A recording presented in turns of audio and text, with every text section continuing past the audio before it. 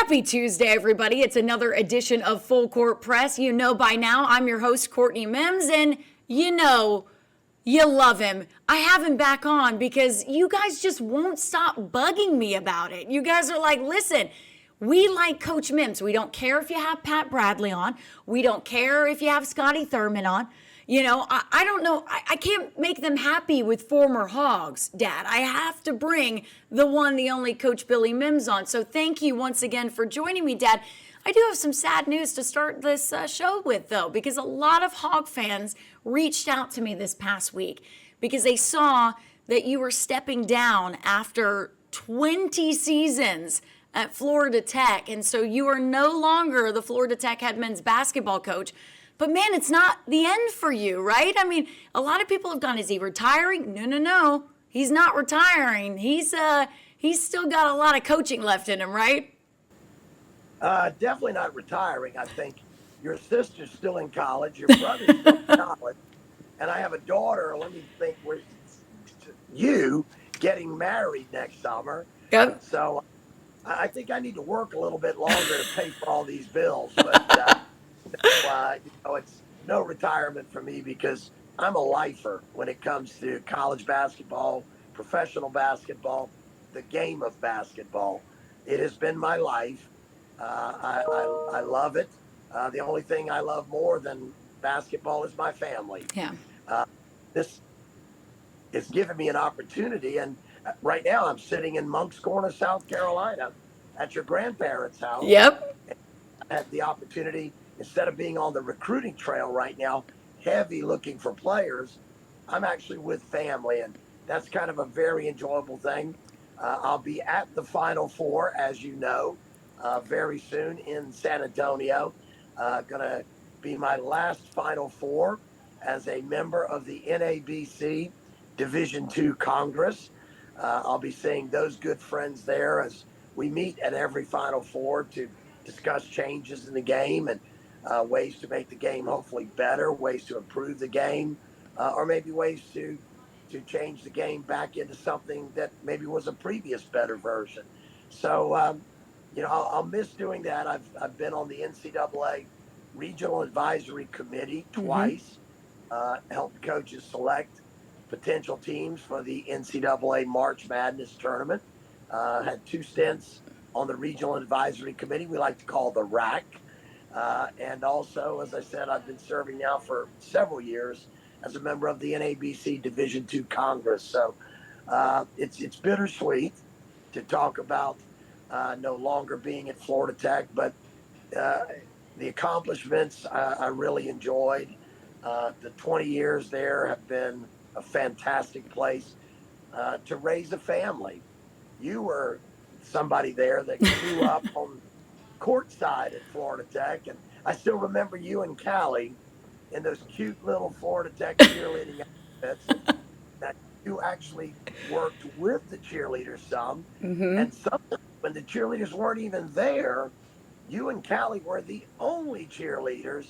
I've got some really good video footage of that. If the Pig Trail Nation fans ever want to get it. Oh, no.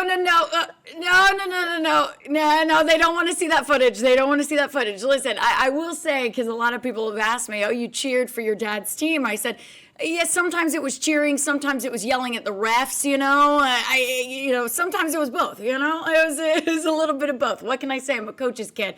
Dad, it's just been great looking back at your career with Florida Tech, but I'm so excited for what's to come for you.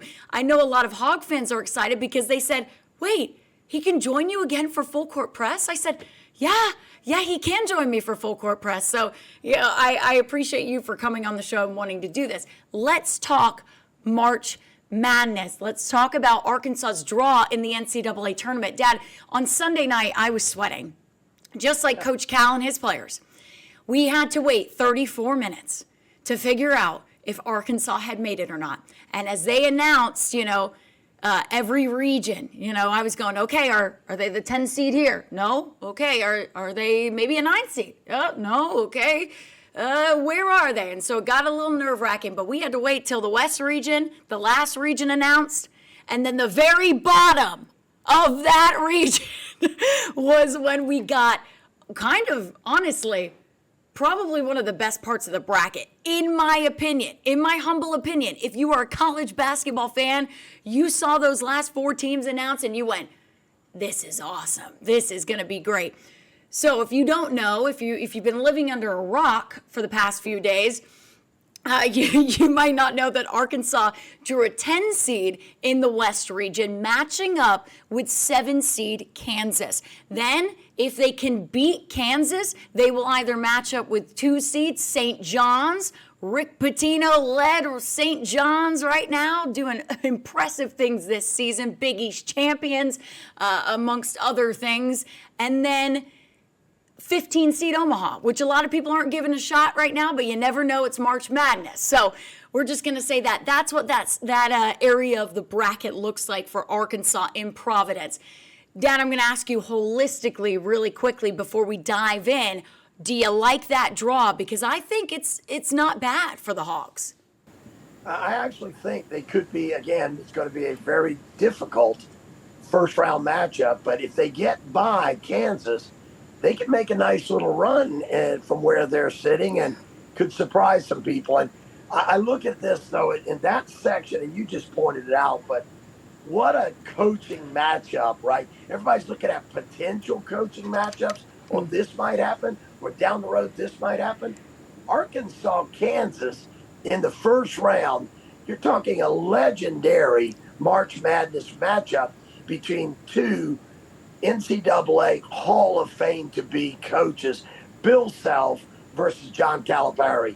It's as good as it gets in a coaching matchup when you've got Bill Self, who's won the NCAA championship at Kansas, John Calipari, who's won the NCAA championship at Kentucky.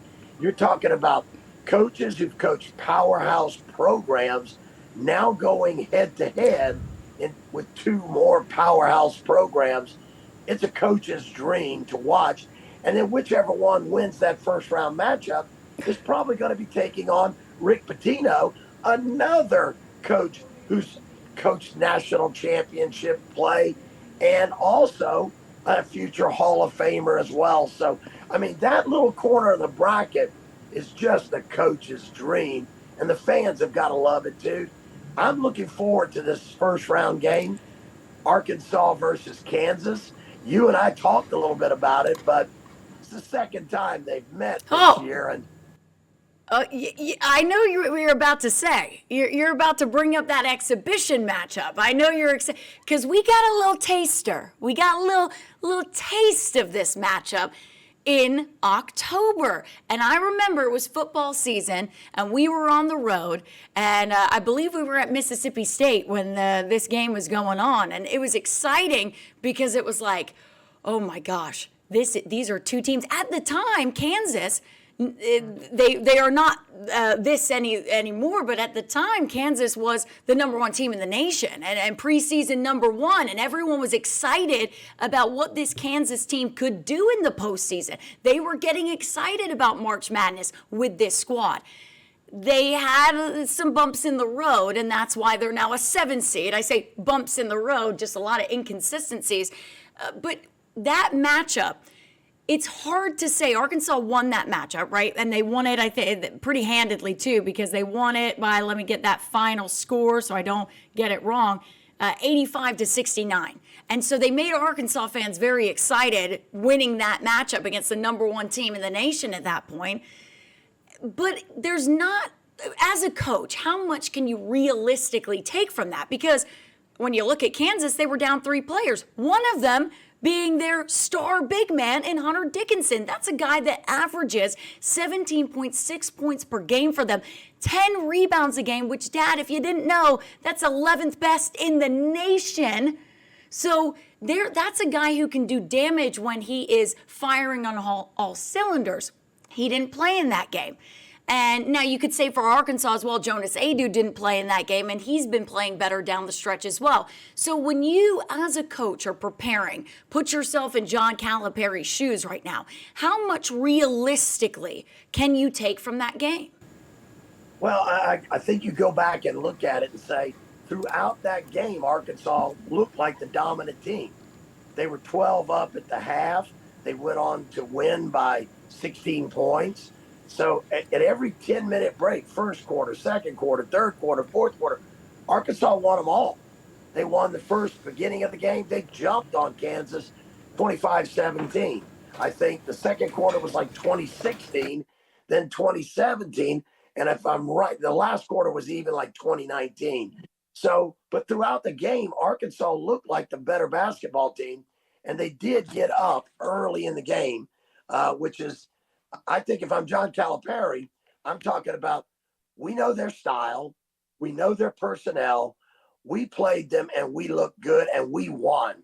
That is in their favor because any way you shake it, you can always sit back and say, head to head, we already beat this team. Now, if I'm Bill Self, I'm talking about it saying, well, look, guys, that game didn't count. And we do whatever we wanted.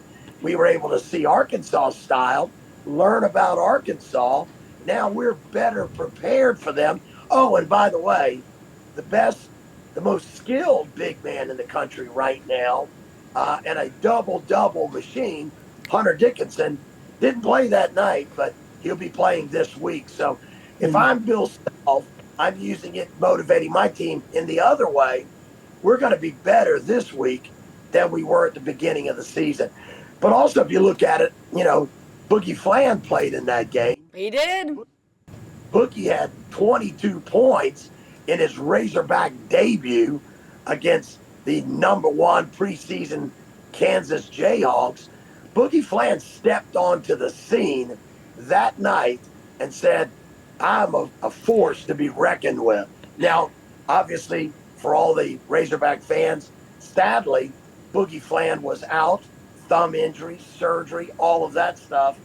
But you never know. Well, there's good news because it was announced on Saturday. Seth Greenberg, did announce during the SEC tournament, he got a text from John Calipari saying that Boogie Fland was medically cleared to resume to basketball activities and that he should be available. He is expected to be available in that game against Kansas. But it's funny when it was announced, Dad, because you know this better than anybody else. It was very timely that was announced, right before Selection Sunday, maybe to help the committee. If you were thinking of leaving us out, don't. We're going to have Boogie Fland back. And John Calipari did admit on Sunday in that press conference after they got the draw and it was announced that they were going to be dancing, he did say, because everyone asked, how much do you think Boogie will play? And I thought what he said was really good because he was like, however, we need him, right? However much we need him to play because he may only give us 10 minutes. He may give us 15. He may give us more if he's playing well. But Boogie came to him and apparently was, Coach, am I going to mess up the team dynamic? Am I going to ruin anything that's going on? And he kind of said, no, Boogie, we need the depth. We need you. And so for you looking at it, a player comes back, has missed 15 games, right, with a hand injury, got surgery on his thumb. He has started practicing with the team, but you know this, Dad, better than anybody else, that sometimes a player, it's not immediate. You can't just jump back from injury and be a star. So how do you think they're going to get a lot out of him in this game? I'm sure they're going to play him, DJ Wagner, play him alongside, maybe give DJ Wagner a break, put him back at the point, see what they can do to add that depth back to a team that so badly needs it. But what do you kind of see for his role? Well, you just made a great point. DJ Wagner was the leading scorer for Arkansas in that initial game against Kansas. Wagner had 24, Boogie had 22. That's 46 points from your backcourt of your 85 points scored that night to beat the Jayhawks. I look at it this way. Boogie Fland is a great player. He could be an NBA player next season. If not next season, surely the season after. He's not going to be Razorback long, right? He is going to jump to the NBA at some point pretty soon. He's also a dynamic basketball player. So the fact that he's been out, people say, well, he's going to be rusty. He's going to be rusty under the game lights, right? But when they played that very first game against Kansas way back in November, whenever it was. If you look back at that, wow, he didn't look too rusty that night, and he hadn't played a whole lot of big time games, anytime near that game, right? All he'd been doing was practicing, right? Well, he has been practicing. He's been medically cleared. He's been shooting. He's been working out. Now it's time for him to get back to doing what he does. And I'm telling you, if Boogie's back, that's a whole different can of worms for Bill Self to prepare for. Arkansas with Boogie Fland back is a much more potent offensive Arkansas. He's a weapon they haven't had in a while. They've been playing great. Remember, I'm the guy who predicted them to go 5-0 down the stretch. They went 4-1. They got in. They got their 20-win season. They got another win against South Carolina in the SEC tournament, a better win against it. They got their revenge. And trust, I think they should have beaten Ole Miss. I think if they'd have beaten Ole Miss, they'd have gone a little bit farther. So I believe this Arkansas team is one of the hottest teams down the stretch going into the NCAA tournament. Kansas has not looked that good down the stretch. And I don't care that Hunter Dickinson's playing. If Boogie's back, that is a bigger plus than the fact that Hunter Dickinson didn't play in the first game. Arkansas has been a really good defensive basketball team. They're going to defend the Kansas team that has been struggling offensively to score a lot of points recently. And again, I look at the Boogie effect. If Boogie plays, whatever he does is a plus for Arkansas. John Calipari's a great coach. He's a Hall of Famer, right? But he's not the Wizard of Oz. He doesn't have a crystal ball, the all-powerful wizard looking in where Dorothy was going to go.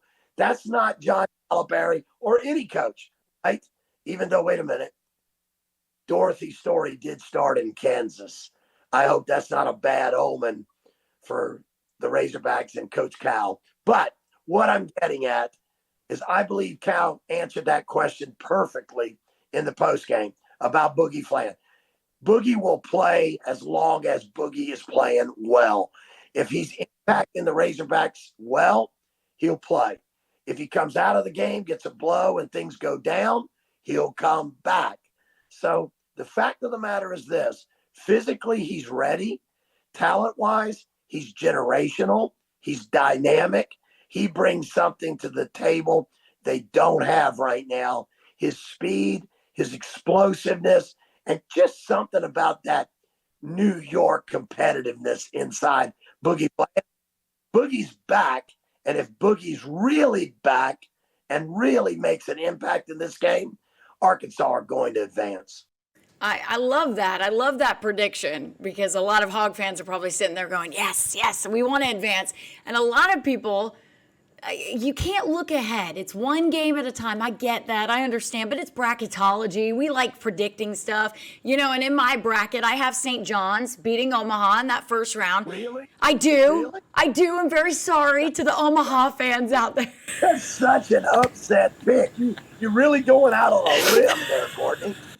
Yeah, picking the second seed and that, I'm like, my bracket's very chalk except for a few crazy things that happen in it, but very, very chalk, right? You always made fun of me for my brackets and picking all the one seeds to go far. I do have Florida as the one seed advancing out of that region and going to the Final Four, so just saying. I know a lot of people want to say that right now. Oh. I think the worst thing that happened to Florida was winning the tournament. Stop it. Stop. I knew you were going to say that. My feeling is this, and many, many other coaches have said this. I think that was an advantage to Auburn not winning because when you lose in your conference tournament, it refocuses everybody. Yeah. The more you're winning going down the stretch, you get this Teflon feeling that whatever people throw at us is just going to slide right off. We're unbeatable. Superman, the Krypton is not a problem for us, okay? We're going to win.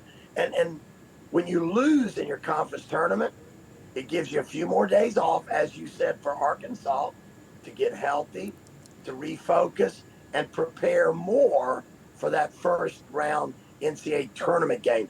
Also, remember to win the tournament, unless you're in the first four, and I'm looking at the first four, and I don't see anybody in the first four that can make any kind of run to win the national championship. Wow. Texas fans are very hurt right now, Dad. Wow. Number 11, or a number 11 Xavier, or even a 11 San Diego State, or an 11 North Carolina. None of those. And those are the best teams in the first four. None of those guys are going to win it all, okay? They might have to get out of the first four and win a game or two.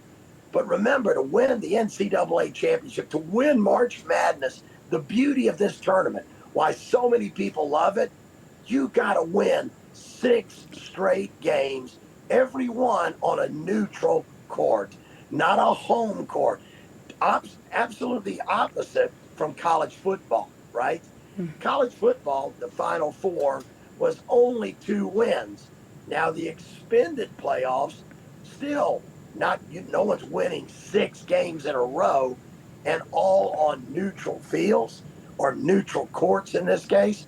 This is the toughest tournament on the planet to win. Yeah. And you talk about the bumps in the road, you got those mid majors that are ready to pull off the upset. There are a few this year that are playing really, really well and might make some upsets. And, it wasn't that long ago that a mid major named Wichita State got to the Final Four, right? Is there a Wichita State in the field right now, the field of 68? There might be. There might be. So when you look at it, the SEC, it was a record-setting year. 14 SEC teams are in the tournament. Never before happened. 14, right? Yeah. But in 1985, Courtney, in 1985, the Big East put 3 teams in the Final Four. Now, with 8 of the 14 SEC teams giving a seeding of 6 or higher, and I believe 6 of the 8 teams are seeded 1 or 2. Right? Yes. Yeah, I think you're right about that. Yes. Then the betting odds would say this might be an SEC invitational in San Antonio. I mean, I'll be honest with you. I have 3 SEC teams in the Final Four. And that might be crazy. That might be crazy, but You're going back to 1985. Dominated the tournament, and 3 Big East teams got to the Final Four, right? yep. But I'll say this, you could be right, because this year the SEC is stronger than the Big East was in 1985. So overall, top to bottom, when you get that kind of dominance in the brackets, the odds are good. There will be multiple SEC teams in the Final Four. And again, if the West bracket, I look at Arkansas's potential run there, Yeah. or whether it's Kansas or whether it's St. John's, whoever comes out of that Providence part of the bracket, Right. Providence Island, I think they've got a really nice run. The only other team I see in there is your Florida, as you said. But again, Florida is on a winning streak. And teams going into the NCAA tournament on a winning streak. Now, again, it's not like saying they're 36-0. They're 30-4. They've lost 4 times this year, okay? But to get to the national championship, to get to the Final Four, they got to win 4 more straight games. To win it all, they got to win 6 more straight games. I'm not sure this Florida team is going to be able to get that far and continue this winning streak with a very young coach on the sidelines. They're going to be veteran coaches. They're going to be unheard of teams, hungry for them. They're going to have a target on their back every night. I'm not sure Florida wins it all. It may be an SEC team, but I'm not sold on the Gators. Okay, well, that's a hot take from Coach Mims there. I disagree. They are my champion. There's no bias there, I promise. None at all. But I mean, I think they're a tough team to beat right now. But you're right. That's why we love March. There are upsets. And I mean, you talk about a Wichita State, and I look down the bracket and I look at like a McNeese, you know? I look at a Yale, you know? What'd you say? I said, oh, because you like Will Wade. Right? No, I don't like. Whoa! Why did you say I like Will Wade? Who said that? I think that he's a good enough coach. Yeah. Right? Yeah. Hey, to pull off an upset, because Will Wade has a track record of he's already coached at a higher level, and at McNeese State, he's already done things there no coach has ever done there. Mm-hmm. Will Wade knows how to win big games. Therefore, yeah, he could win. He could pull off the upset or two. But you know what's funny? I do want to mention this. Okay. The West Regional, we're talking about and saying Florida, you've got Florida winning the West, going to the or winning it all. I don't think the West Regional is the toughest regional. No, I don't think so either.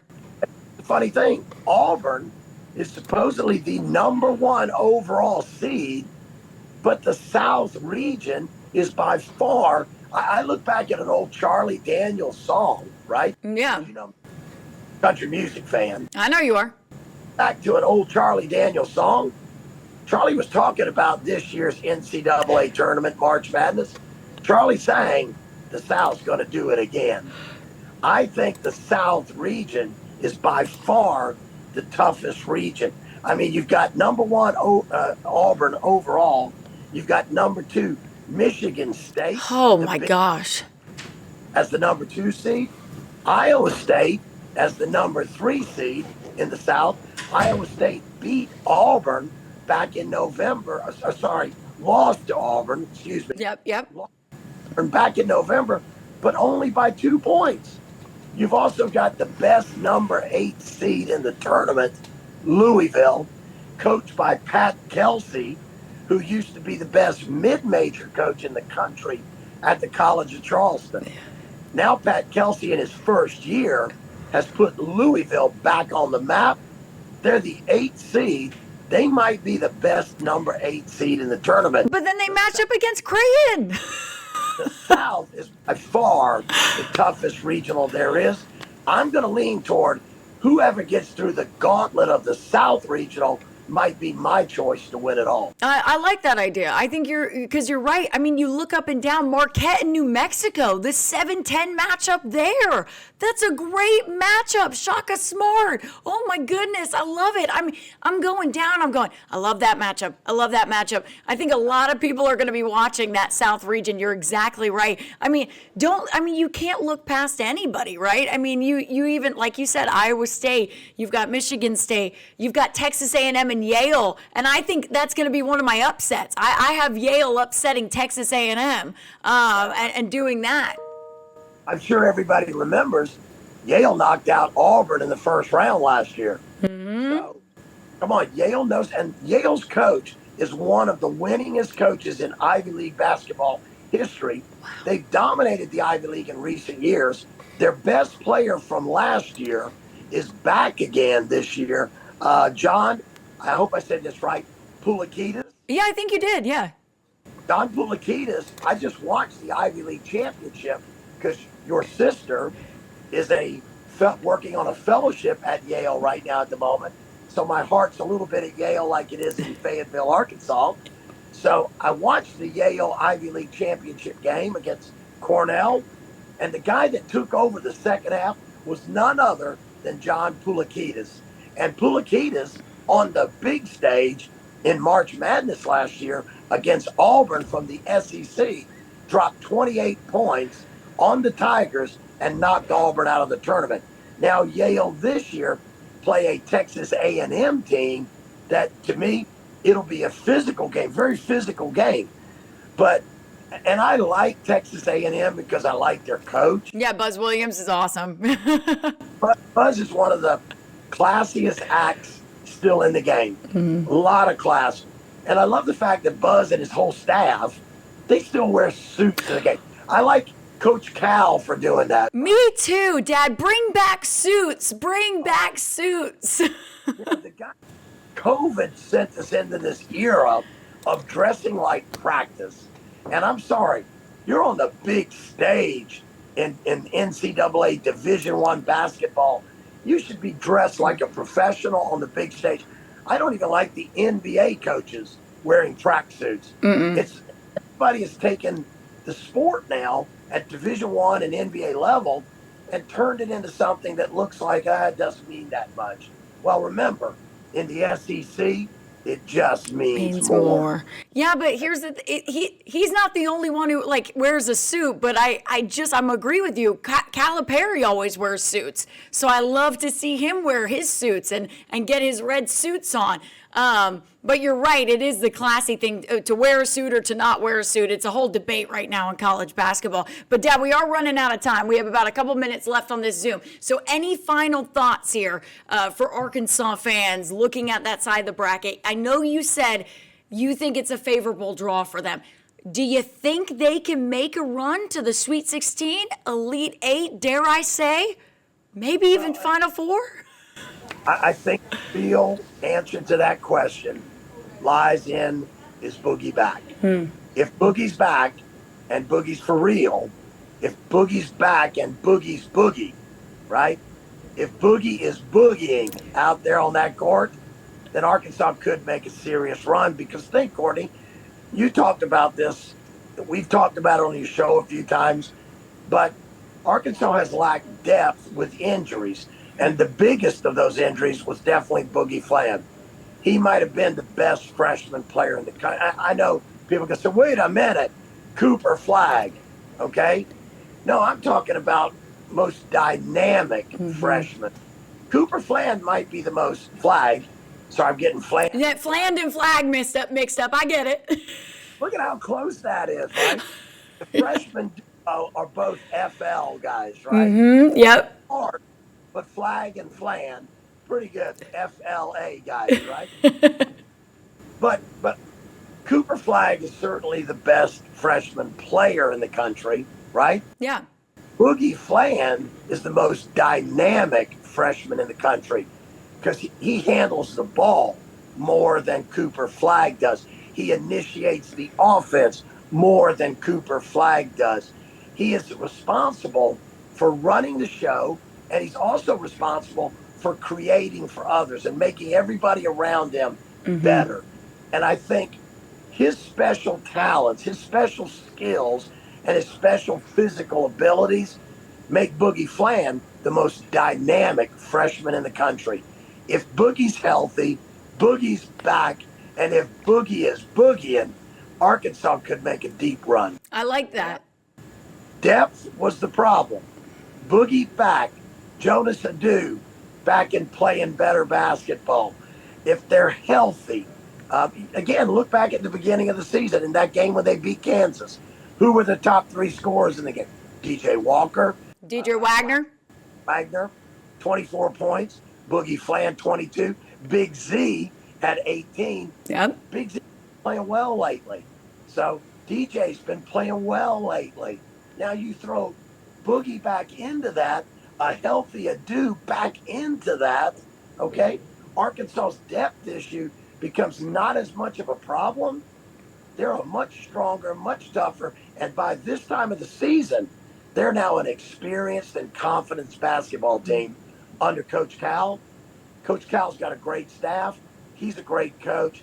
If they're healthy and deeper in the tournament, look out, because Arkansas might just be the dark horse. I love it. And I will add to that, you say about getting Boogie back. For me, it's getting everybody completely healthy. If Adu Thero can also get back and play in any NCAA tournament game. I know that he's doubtful for this first game. Maybe they can get him back for the second round. If they make it past the first and second rounds, make it to the Sweet 16. If he can play and be a factor as well, you're exactly right. When this team has everybody back and healthy and they're firing on all cylinders, they are dangerous. And I think you're exactly right there. Well, and he's a big get back too, because look at the toughness that Arkansas's gone through, okay? Early on, they lose Boogie Fland, who at the time was the team's leading scorer. Correct. When Adu Thero goes out, Yep. when he goes out, at that point in time, he's now the team's leading scorer and leading rebounder. So if you look at the impact losses that Arkansas has faced early in the season and late in the season, it's certainly hindered their chances to actually be the team that I think people thought they could have been. Now, if you're right, if Thero comes back, if Boogie comes back, if they are the full team that they thought they could be at the end of the season, that's the only time it really matters. Because right now, everybody is 0-0. It takes a 6-0 record to get it done. You want to be playing your best basketball in March, and you want your best players on the floor healthy to give you the best chance. I love it. We'll end on that note. Thank you so much for joining me. He's Coach Mims. I'm Courtney Mims. Thank you so much for joining us on this week's Full Court Press. We'll have this guy on later in the week if Arkansas can beat Kansas. That game Thursday night at 6:10 p.m. Woo Pig Sue and go Hogs. I love it.